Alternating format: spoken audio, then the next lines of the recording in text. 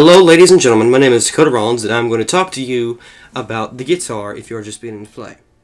Now, the first purchase that, if you're going to start playing guitar, you should get is an acoustic guitar. You can get a lesser known brand. That's fine as long as the guitar is good quality. One you might want to start out with is maybe one of these, just a small flat back and flat top. It's a nice little guitar, just so you can, because when you're beginning, you can't really stretch your fingers out maybe as far as you want to. But luckily, I have what I call piano hands, and I can reach pretty far. So yeah. Now, the basic parts of your guitar, of course, is the body, fretboard, the headstock. If you have an acoustic, you have the sound hole, the bridge. If you have an electric acoustic, of course, you have all the parts, electric parts. Just depending on the model and who makes it. This is a Greg Bennett, and it's a very good guitar. It's a very good guitar to start out with, and it's a very good guitar to start out with. It's got a nice sound. It's good for writing songs. Well, there are 6 strings on a guitar. There's an E, an A, a D, a G, a B, and another E.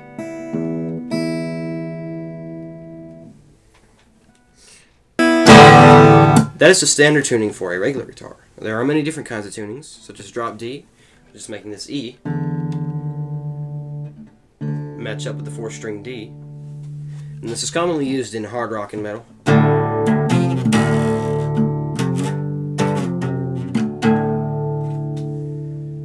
there are many variations on that.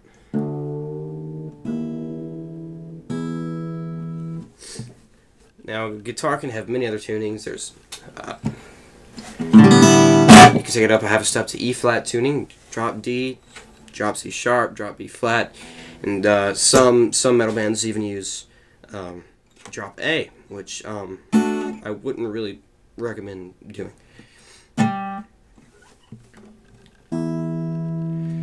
Now, when you first start playing, you're going to get a tuner, so you can tune your strings every day. And just because maybe you don't play it doesn't mean that they haven't gone out of tune, because the tuning pegs just kind of naturally move, even when you're not playing it. When you're playing it, make sure if it sounds okay,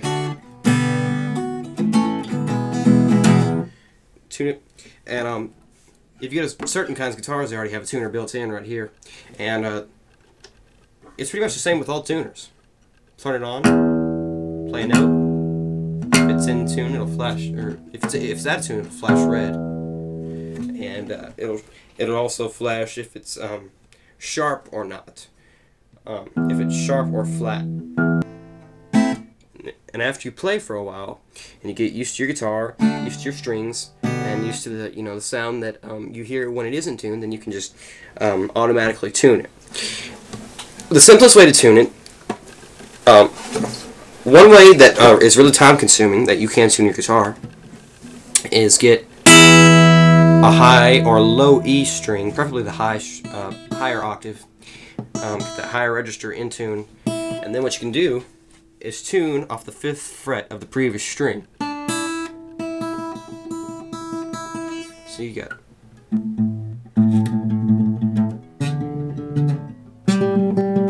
now, the exception is the G string.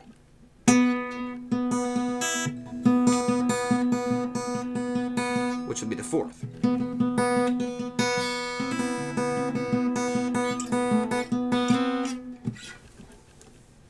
Because it is just a half step. It is tuned a half step differently from the rest of the strings.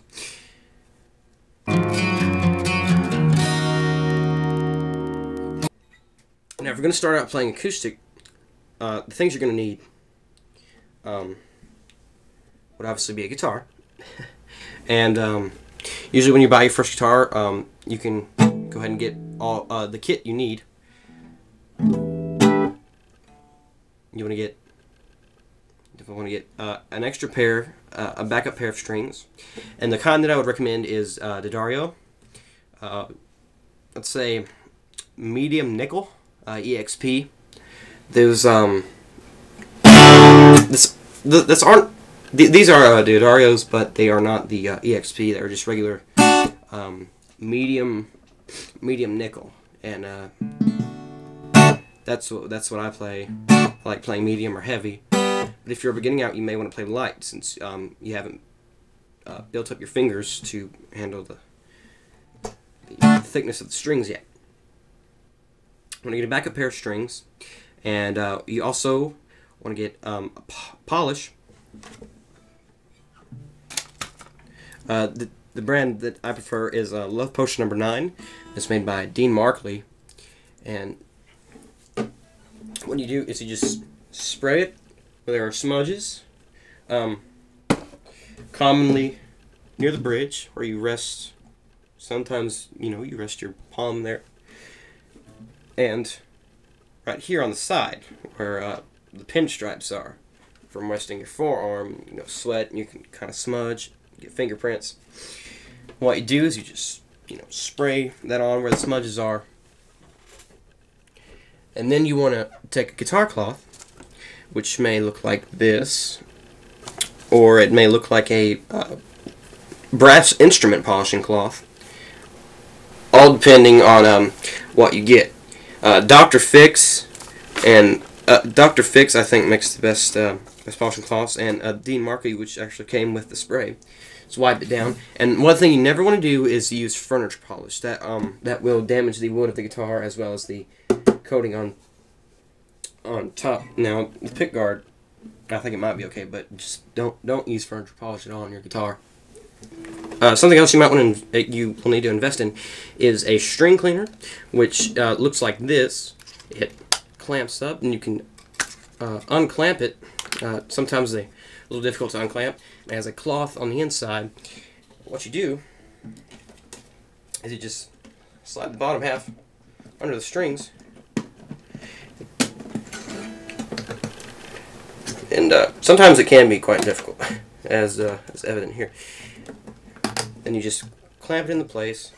There should be a handle on top, and you can slide it up and down, and it gets some of the dirt and dust off of the strings. Now, I usually do that after every 2 to 3 sessions, and sometimes, depending on how dirty the guitar is, you can see. This one you can't, because I clean mine a lot. You can see the dirt on there.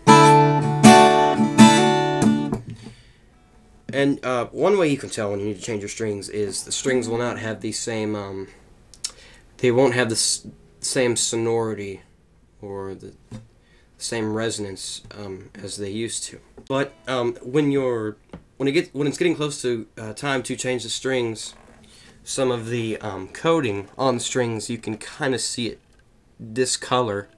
It'll turn maybe a grayish color, or maybe the same color, just a different hue.